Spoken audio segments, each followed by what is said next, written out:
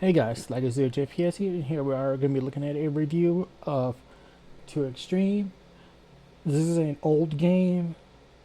This was originally on a PS1, and I have 4 copies of this game, mostly digital. I have the PS1 version, which is on disc. I have as a digital download on my PlayStation Vita and PS3, and also as a digital download up here for PS5, which this is part of PlayStation Plus membership. Premium, I believe you get to have the highest tier membership for it. Otherwise, you have to pay like $10 for it. Now, this will be my honest review of this game. I played this game too much, so a lot of times I would just be on autopilot with this. And my recent take of playing this, I am a little sluggish, but not sluggish enough. This is also just due to personal health reasons with my right hand, so it is not as good as it used to be. Part of that is from work, which I just make do with what I can. Like I said, I played this game too much, so I know it ins and outs. And as for say, with this game having 31 trophies, I have every trophy, which it's not hard to come by. Though I had to change how I play this just a bit to get a few of these. And the thing is, majority of these you can get through just playing one season. Like completing all the courses, easy enough because you can do that in this season. Did the season. Same thing with breaking the gates, gatekeepers, easy. Slalom fan. This one you might have to practice for, because I don't think you can do that in one race. You can, but you have to practice that one. It's doable, but I think I had to practice messing around with it. Tricks of the trade is easy. All the trick ones, easy. Fighting one, the brawler bully took a while to do. I had to do practice with that one, but I got it. Scorekeeper's easy. Send me to the X Games, easy. Score expert, easy. Groundbreaking and know your limits and extreme legacy, those are easy enough for me. Like I said, I could do this blindly. Furthermore, I have a playlist of videos of this on my YouTube, on my channel. I have a playlist which I divided into like 3 parts or 4 parts, 3 courses each, and each one. Then I have 2 videos that shows me doing a world record run for both of them under my speedrun playlist.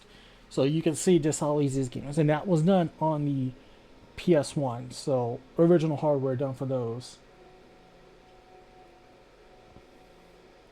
This one was easy enough to do. Same thing with this one. A lot of these, like the Born Display Pacifist, easy. I just went on racing did it without doing anything. Pacifist you can get because I think you can do that without. You can do that with turning off fighting, so I think that comes easy. Custom Skater was easy. The Glass Jaw and Slow and Steady, I did that with a custom skater and just turned off those things and just went to an easy course and was done. This one took a while to do because I had to turn on. You have to turn on fighting, and you have to get that one because that's the one white gauge you capacity. You won't get anything, and there's like 4 of them. There's speed. There's one for power, so you can knock down other racers easy. There's like the medical one, which helps you keeps your endurance up so you don't get knocked out easily. And then there's one for jumping. That was easy.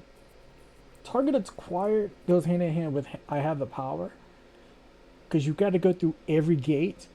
And the reason I kept missing this one is because I avoided purple gates, and purple gates set off those moving targets on some courses you'll see. The only ones that don't have them are Japan, but you had to do something like Los Angeles, Las Vegas, or Africa to see them show up. And actually getting these was easy. And as you can see, most of these came in like last year of 2024. Almost pretty much around almost a year from now when I started getting a lot of these. And then you see more recent ones coming at 2025, 2 months ago. And yeah, the platinum came in basically 2 months ago from this. So otherwise, this is not a hard game. Pretty straightforward. Overall, it's an easy game. I give it like out of 10. I give it a 7 out of 10. It's not hard. It's not easy. It's as simple as that and how you want to play it. But let's get into the meat of this stuff, and I'll explain how I feel about it. Hey guys, so like I said, getting into this, we talking about this game. This is my honest review. Now, first and foremost, for the parts you're about to see, this is just recently recorded and shown off for the sake of this, but also keep in mind, this is not as me being good as I used to be, and I have arthritis and a bad hand, which at times if I don't ice it out or heat it up, warm it up a little bit, it feels really bad at times, so I am more hurting. I'm playing this for the 10 years of my job. It's done a thing on my hands, so my right hand suffered worse. It suffered some minor injuries, but that won't stop me from being an honest review of this. Now, now we'll mention a few things. From what you're gonna see, there's gonna be times where my character stands up or it looks like they're upright. That is because I was trying to press square to jump. But this game is very notorious for eating inputs, and this is also played on the PS5, not the PS1 version. The videos that is done on my YouTube channel, there's a playlist and 2 videos that's a speed run. Those are done off the PS1, or the playlist one is done off the PS3, while the one for the world record is done off the PS1 to keep it legit authentic. So yes, I have this on disc and digital downloaded. The digital versions are my PS3, my PS Vita, and PS5. The physical is for PS1. So I stay legit with everything. Now, right there was something you'll see is a jump. That's a 5-button input. Square, square, X, triangle, circle, because square to jump and then square to start everything. Yeah, square button starts every trick. And that is another case right there where you just saw button input getting eaten, but it was nice here. Does button input happen a lot? Not often. Does this game have slowdown? Yes, it does suffer slowdown, but since we're doing this as a solo player thing, you're not going to see slowdowns happen as much. I think the worst slowdown I could happen is if there's like too many things going on, like pedestrians and maybe vehicles crossing the streets. That might cause some slowdown, especially if there's other players nearby too. That's also a chance for slowdown, but the slowdowns that happen are so minor, you really wouldn't notice them. So this stays at all the frames it can play. Now, something well, prior to mention is this game has some technicality to it, even though I said this is like a 7 out of 10. Some might not think of it higher than 7 out of 10. Some might think it's lower. I just gave it a 7 because this is something I like to play when I just want to relax, not think about anything, and just go on autopilot. Yes, my brain literally goes on autopilot with this game because, mind you, PS1 to now and me playing this, it's just years and years of built up autopilot. Even when I don't play it on a chat, when I do decide to go back and play this, I'm autopiloting. This is all my brain does and knows how to do. Autopilot, and that's it. So what you're gonna probably see here in these first 2 is something that me abusing is, well, actually you're gonna see it on all of them, but it's easier to see it here, is that inclines where I can jump and land on stuff, I can abuse using tricks as much as I can. As long as I know how many seconds it takes, it's easy.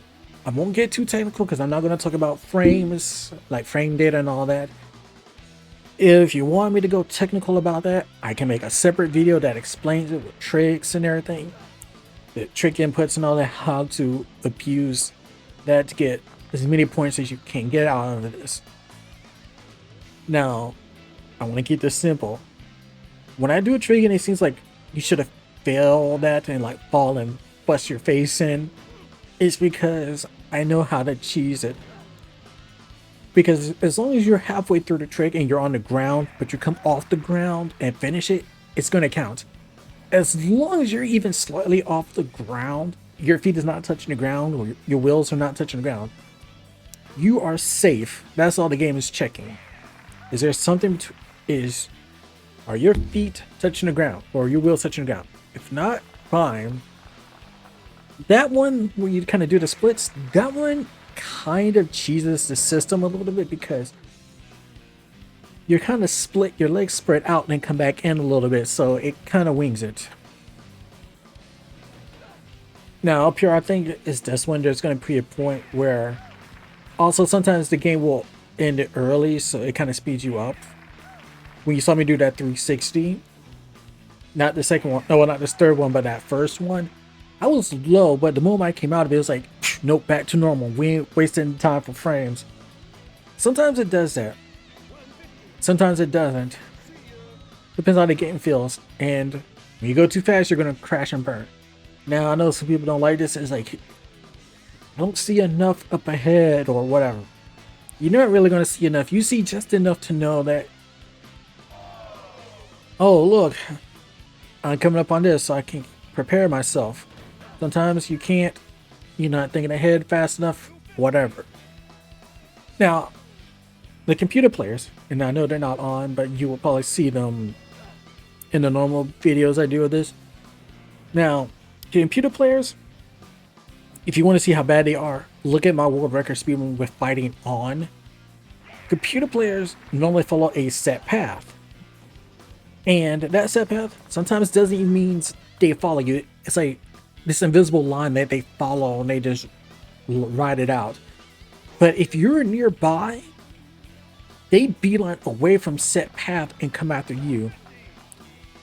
That's how they think. It's like, if, say you're in 7th place and you're coming up on people, right? That means the person in 6th and 8th, and if everybody's close enough, that means not only will 6th and 8th come up on you and beeline towards you, this means also 9th and 5th place will also come up and do the same thing. Yes, the game does that. It will take more people to come after you. And especially if there's a straightaway, they'll be like, swerve over. They don't care. Is there a rubber banding in this game? As far as I know, in this game, there's no real rubber banding. I can have this longest lead, and I can just time it out. And if I got a good lead by like 5 seconds, and I crash and nobody catches up, well, it's gonna stay that way. Like well, they'll catch up, but if they crash, then well, I can regain my lead. Does it make a big difference? Some crashes make a bigger difference of how fast you recover. Other times they don't. You won't see it in this because it's not big of a deal. Because like these are just small crashes, and it's like, oh, you just crashed. Well, your bike is right there, or your skateboard is there. You can go pick it up easy. But I think in the next one, there's gonna be a crash where it lasted much, much longer than it should have, and I'm not sure if it was due to where I was or what happened. Some crashes are shorter, some are faster. If you totally bailed out and your skateboard goes flying to Narnia, yeah, that happens. You can run forwards or backwards, forward, it doesn't matter, but it's never going to be like super far. The game is pretty decent about that. Thankfully they are. Because I've seen other games, I think like Road Rash, or I think it's Road Rash, you could crash and your bike, you could go flying 20 feet forward and your bike is like back and you got to go running back towards it. Better hope the police ain't on you, because then they'll arrest you. And you probably saw me just wipe it out. That was miscalculations. Like I said, I haven't played this in a while, so miscalculations are happening, but who cares? Now, The only thing I'm not showing is bonus courses because I didn't feel like setting that up, because that's doing a whole course which takes about 3 minutes, 3.5 minutes. So imagine being on a course for 3.5 minutes, and then I have to set up the bonus course, which is maybe a minute long or so, minute to minute and a half, and just doing that, which is just there for you to rack up more points, which is good if you're doing a season, because if you had a bad season or had a bad race, you got that bonus course that can get you some points back to push you back up a place or two. And what you saw there was my character was going to do the splits, which was the easy trick. Yeah, I would mention that. And there's a flip when I was clearly on the ground, but I came off the ground high enough, just long enough for me to finish it. That's cheesing the system. But we just saw me like the that easy trick, which is the 2 button trick. My character is doing a split. You saw my character do the split. Sometimes that happens when you jump off of cars or obstacles. Usually vehicles will trigger those kind of stunts.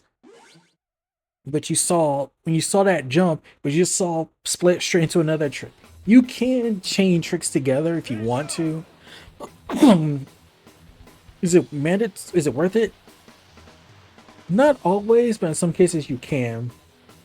Also, if you're playing with the computer and if they cross your path in front of you or behind you, you will not be able to do anything. You're just gonna have to hit that ramp and just go with it.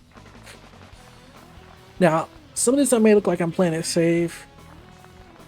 Also, because my fingers slip in that, because normally I never hit those buttons. Hit my L2 R2 for that. Do I need to use those power-ups? Honestly, the power-ups are there. They're nice, but do they really help you? Depends on your character and if you need them. That right there is a case of me abusing the ground just to stay off the ground. Abusing the ground in my hang time. Because that area is technically unsafe to do that. But I got away with it. And as you can see, taking a full abuse of jumping and tricking when you're so low off the ground. What makes this worth it, and I chose this course because this is easy to show off in. I should have picked 1 because it would have been better, but I don't know, I just picked 3. That should have counted, but I don't know. I think my angle was off. That's one time angles do matter. Now, I think this is the spot yeah, I failed, and look how long I'm still on the ground. It's just waiting for me to hit what look like level solid ground. Now I lost my train of thought of what I was going to say. But you guys, I should have picked Japan 1 because I could have showed off something nicer with the half pipe, but it doesn't matter. And sometimes when you're on angles like that, and I think this is only in Japan 1 and 3 and 2, because I forgot 2 does have those in there, you can stay in like that, finishing your trick in that animation for much longer than other courses, because you're on a slope and you're at an angle. So until you flattened out, you was kind of stuck like that. Now, while we're wrapping this up, because we're getting near the end here, and you can see it, right? Game eating inputs. Now, compared to racing games at the time, this would not been like, you know, up there at the top of racing games. It would have fell off. This is a classic gem, and for those who like stuff like this, it's fine. That's just abuse of the ground, and that was abuse of the terrain. That's all that was. And yes, I can abuse the terrain as much as I want. Not really, but I can get away with it. But compared to other games, and this had like 3 games in the series. Like, there's the X Games, I think it's called the X Games, which is the first game. Then you have this is 2xtreme, and then there's 3xtreme. This one is more simple, straightforward. You know, 10 racers. You just hit the course, have fun. I know 3xtreme they took out the snowboarding, so that's sad. But I don't care. So overall, this game, the way it plays, it does the job well enough.